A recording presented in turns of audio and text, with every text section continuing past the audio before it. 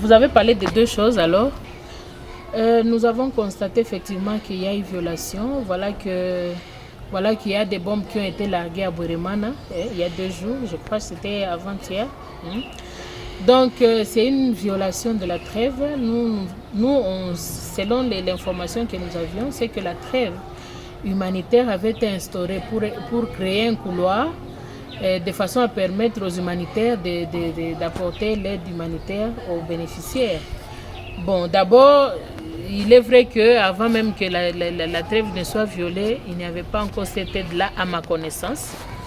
Je ne sais pas si vous connaissez autre chose, mais aussi il y a eu violation de la trêve humanitaire de la part de l'autre partie. Bon, ce que je déplore, c'est l'attitude de notre armée, parce que le porte-parole de la province, il a dénoncé la violation de la trêve par les M23. Mais je me dis, est-ce qu'on doit s'arrêter à la dénonciation alors que les gens continuent de mourir? Est-ce qu'on doit s'arrêter à la dénonciation seulement? Parce que il faut reconnaître que les gens meurent quand même. Les gens sont morts. Il y a eu des blessés. Bon, on attend encore que d'autres personnes meurent et ainsi de suite. Et puis on va toujours crier de violation de la trêve. Pourquoi ne pas seulement? Maintenant, nous connaissons quand même que c'est le Rwanda qui nous agresse. Pourquoi ne pas attaquer le Rwanda directement? Excusez-moi. C'est la seule voie, je pense. Moi, je pense que le gouvernement vraiment devrait voir comment faire.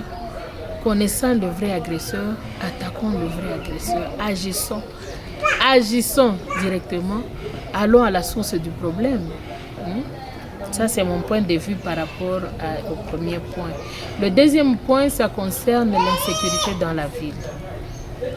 Il s'est observé depuis un moment beaucoup de cas. Déjà aujourd'hui, la nuit d'aujourd'hui, aujourd'hui à partir de 1h du matin, il y a eu des situations dans la ville qui ont causé aussi des morts. Bon, à ma connaissance, actuellement, nous comptons 17 morts. Rien que cette nuit. Causés par des inciviques, des bandits non maîtrisés. Donc, ce que nous ne comprenons pas, c'est comment les bandits peuvent se sentir à l'aise, peuvent agir aisément dans la ville sans être inquiétés. Donc ça, c'est une situation aussi qui nous dépasse et que nous déplorons. Nous demandons quand même, je fais une recommandation auprès du maire de la ville, qu'il crée des espaces de conseil, des espaces de concertation entre la population et les services de sécurité, de façon à trouver comment nous pouvons agir ensemble pour la sécurisation de la ville.